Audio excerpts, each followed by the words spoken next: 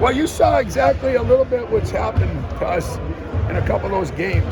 We probably, before you guys got here, I know you guys sleep in, but we were working early and we had a phenomenal practice. In the last 15 minutes, we sucked.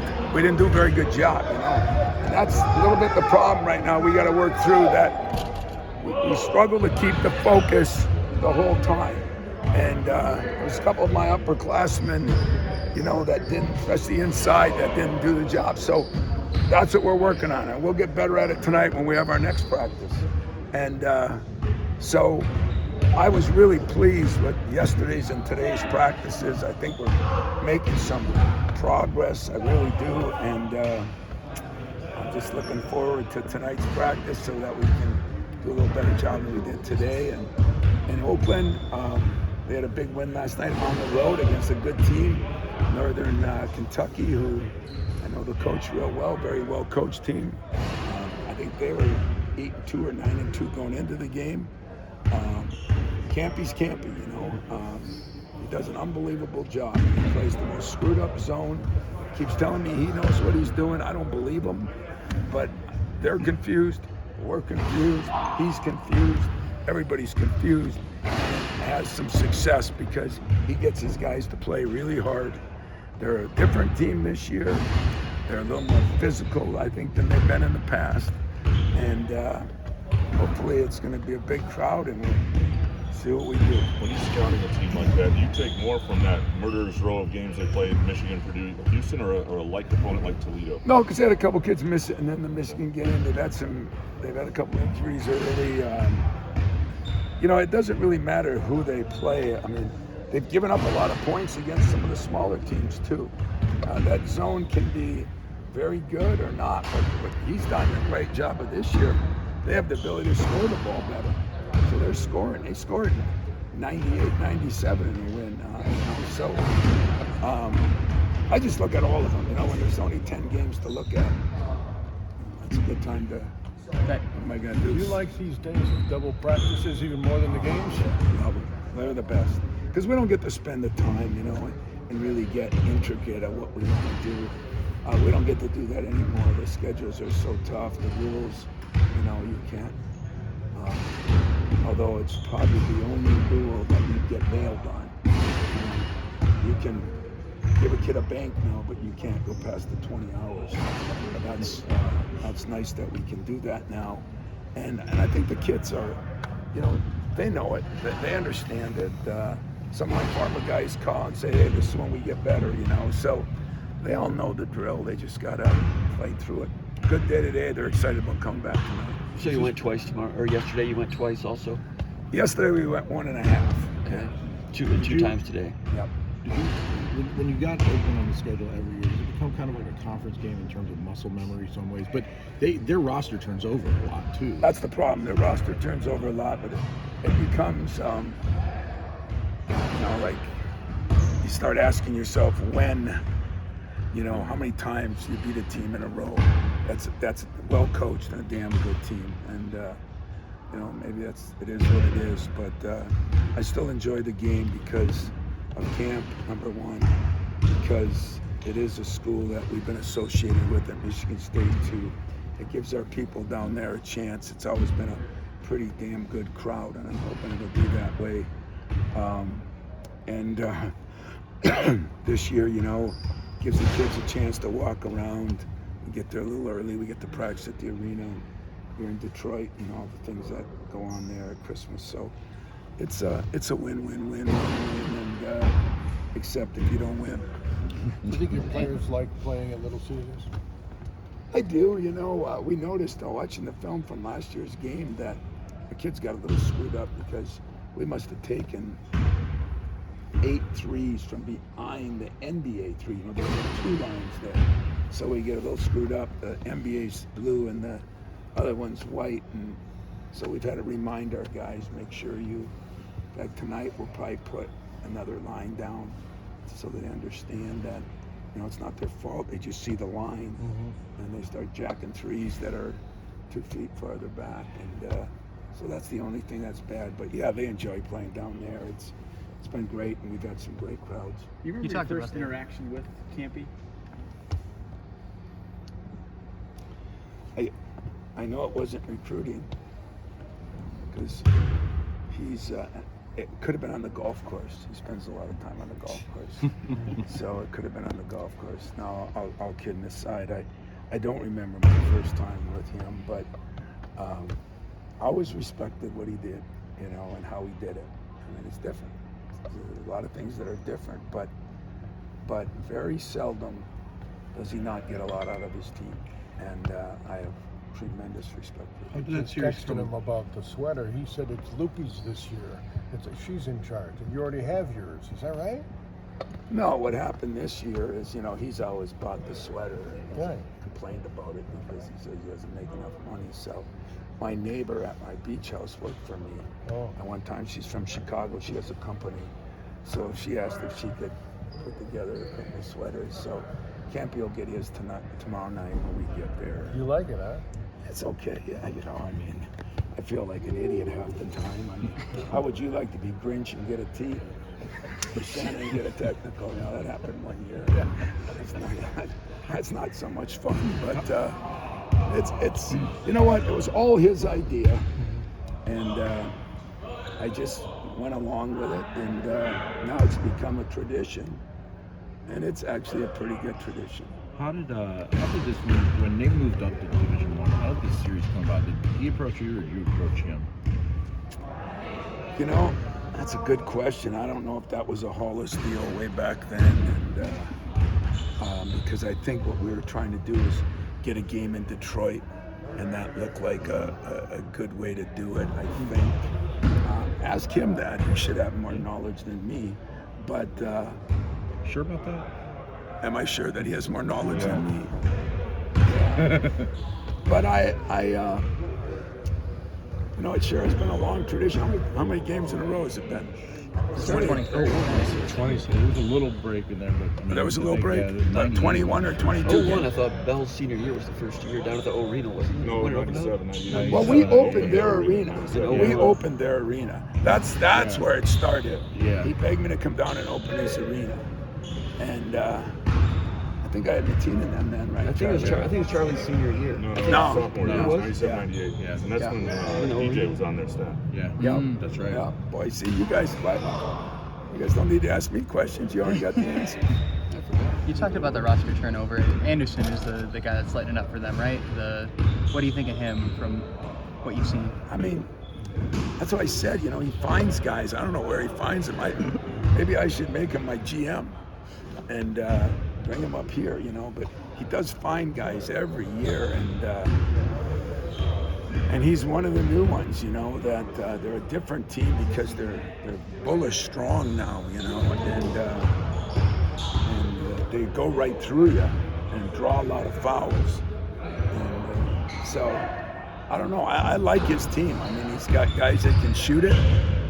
He's got last night's game, I think 5 guys were in double figures, and the one guy that wasn't is his third leading scorer. So he's done it a lot of different ways, and he's adjustable, man. I give him credit. Tom, what would you ideally like to get out of these next two at the 2-guard spot? If you could map it out perfectly, I mean, what would success be with the next two for you to map? That I can find somebody that makes some shots, which we're getting better at, and then just remotely guard somebody. I've not been pleased with that, so I don't mind saying it publicly. I just, there's not been enough grit on the defensive end in that position. Now, I do think we've made a little progress here. I really do, but that's what we got to really get better at. And so, someone who can score it decently, defend it well, and run the lane, we got to improve our break. And I think Jeremy and I have had a bunch of meetings, and I think he sees some things that he can do better, and I think we can get our wings going. And Coop's got to run down the middle. I mean, when he does, he's dynamite. So we got to get him. You always emphasize the transition game, fast break, a little bit more now because you didn't have it in as much traction here when you were playing Duke, Kentucky, and Arkansas, and all those back-to-back grinders and so forth. Yeah, even Arkansas, we ran decent. We didn't always score it, but we did not run great against Duke. We did not run great against Penn State at all. And I think some of it, teams do decide and take things away. but some of it is us. And so we looked at what was us. We found some things, outlets, where we're getting them, point guard pushes, what we're doing. And we tried to really work on that these last couple of days. You mentioned Garland as an education. You just said back to the Northern Michigan game, your best defense is the fast break. I never thought of it that way. It is, because people start worrying about you offensively as they take shots or do things. They're saying, "Oh man, I got to get back." They're coming at us. It also hurt teams from offensive rebounding. Their fast break is good. So Mike's right, even in retirement, he's right. And the other thing is, they have a good zone. If you beat it down the field, you don't have to face the zone. So. Fast break for us is just part of life. Defend, rebound, and run. It hasn't changed, and why should it? It's still a staple of good play. With them, their zone, you guys have shot the ball better, even with the twos being a little down. But what have you seen in that's allowed that over the last couple of weeks? Yeah, like Kerr. 2/3 of the summer. He shot it like he did all last year, and you guys saw him really good. Shooters are sometimes they're like kickers, they're like pitchers. Sometimes it's more mental, and you get in a little slump, and I think that's what happens. And I will say this about him: there's nobody that works harder to work his way out of it. But they are all shooting the ball better, and now. If we can get some rotation in there, which we did a little better job of last game. We went back to last year and started looking at minutes. We thought we were playing Cohen and Jeremy a little too many minutes in length of stretches.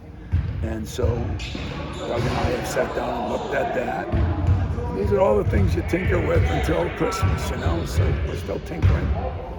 Maybe Santa will bring somebody a defensive stance when they go home, so that's what I'm hoping. Is there anything with you faced obviously some zones, Duke, and maybe even Toledo? Is there anything in how you guys did against that you carries over to Oakland, or is what they do a little bit too unique? Well, what they do is really different, but we did something really unique after the Duke game. The head coach decided to work on the zone. So when I say that, if you think I'm being or humility or self-deprecating or whatever the big words are, no, it's flat out, I didn't do my job on that.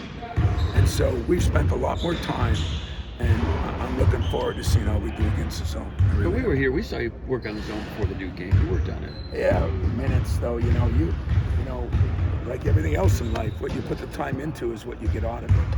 We didn't put enough time into it because they played, 2 minutes of zone, I've had that happen one other time, and I should know better. So we'll blame the players for things, but then there's times we get to blame the coach. 20 hours. That little treachery you put Trey Ford at the three, with his athleticism, was that a good way to get a sort of role for him to get out on the break and sort of use Yeah, that we aspect? can. I feel for Trey right now because he's getting caught in the last 2 games with the odd man out a little bit, not getting in the rotation as solidly. That can change as it did last year, but it's hard when you've been in 4 different programs and you're trying to guard things. He's saying, well, do I guard it like I did at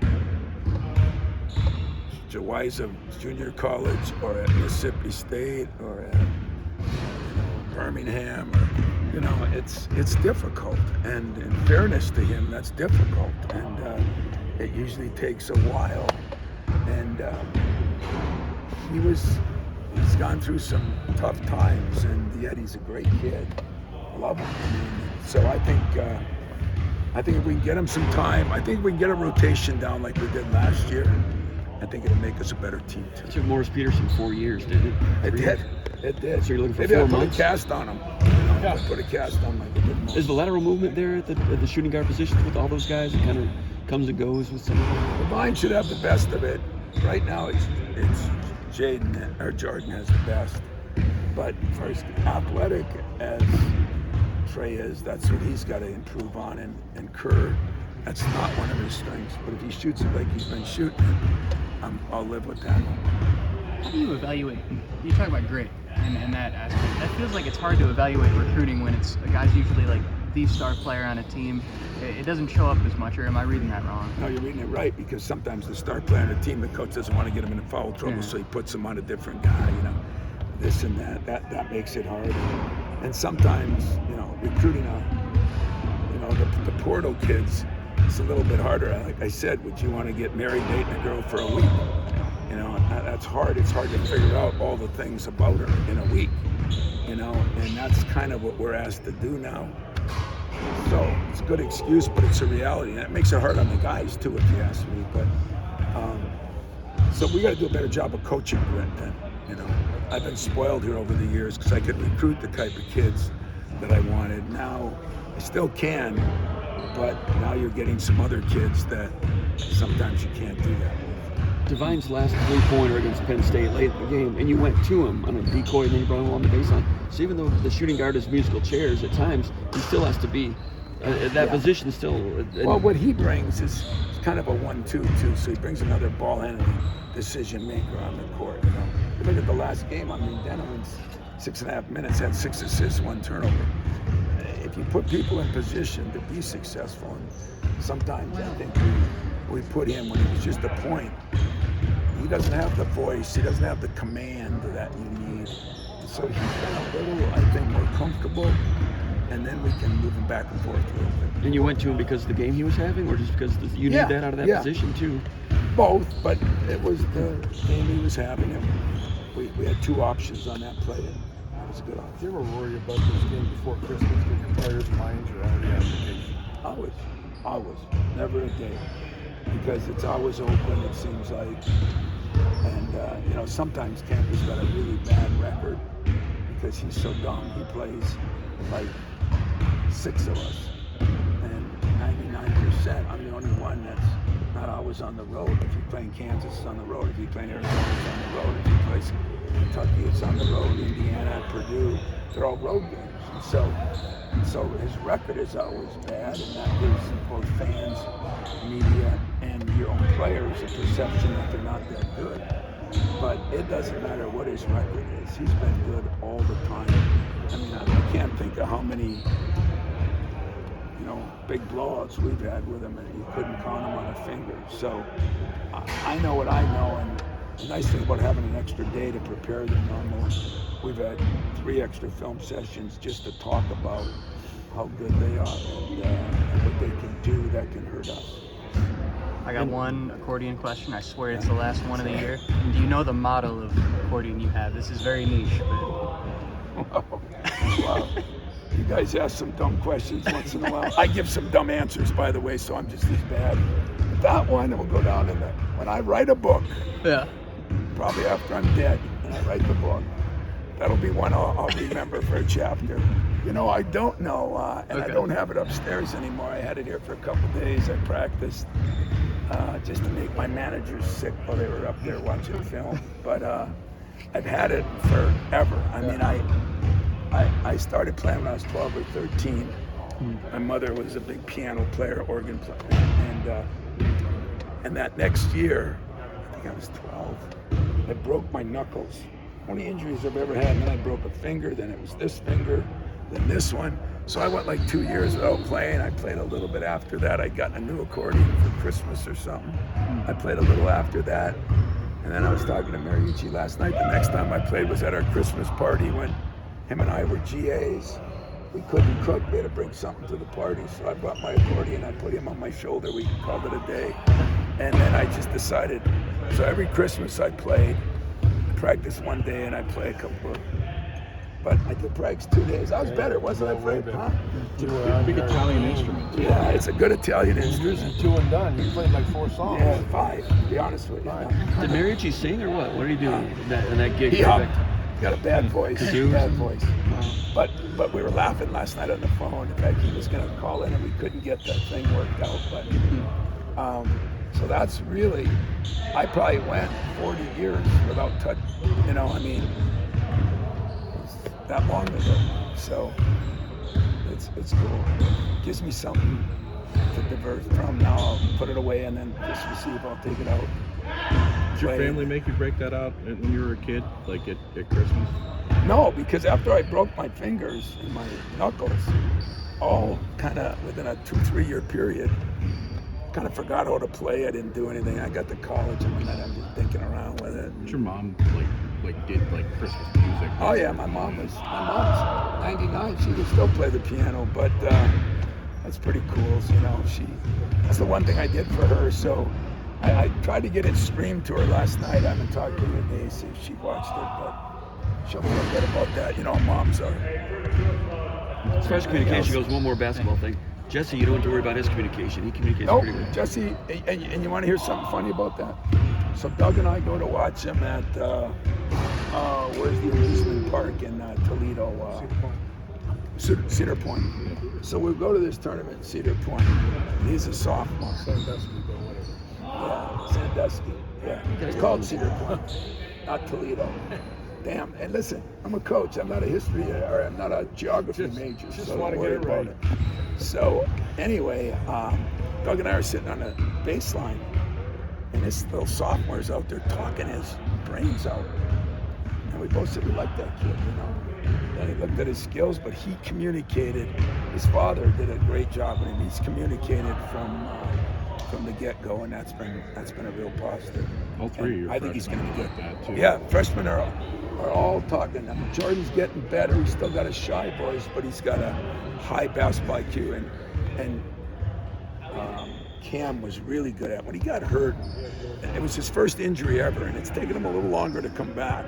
But I think he's coming back now because he was playing really well before that Duke game. You know, You're not gonna let Divine stay quiet though, are you? No, I'm on Divine so bad. And sometimes I feel bad for him, and I don't feel bad for many people, but I do feel bad for him because it's just relentless. And he is, you know, last night, those of you that were there, he sung a little bit, right? That was a big step for him. I was impressed. I told him today, I said, you get brownie points. I'm going to stay off you today. It's cool. Because you've had point guards in the past that you've stayed on for 4 years to talk. That Neitzel was one, and Charlie Bell. Charlie when he was a senior, and like Tom, I didn't have Keith to worry a little bit? about it. Keith, I did. Who else? Even Kalen, you know, wasn't great at that. It's hard to communicate. I mean, it's not an easy thing. So if I don't see you guys, I do hope you have a good holiday. I mean, I'll see it at the thing, but I won't get to say it with any passion. I do hope you enjoy your families and your friends and have a good holiday. We're going to go down and try to play well. It is nerve-wracking game. There'll be a lot of sleepless nights between now and then because you don't want to end that way, and yet I know what they have done to us in the past. So You're Snoopy invited us to Christmas Eve. You don't know that. you're coming. What are you doing? I'm playing the accordion. What are you I playing? think I'll be Santa Claus. Ho, ho, ho. I think you'd be a good one. Authentic. Authentic. All right, guys.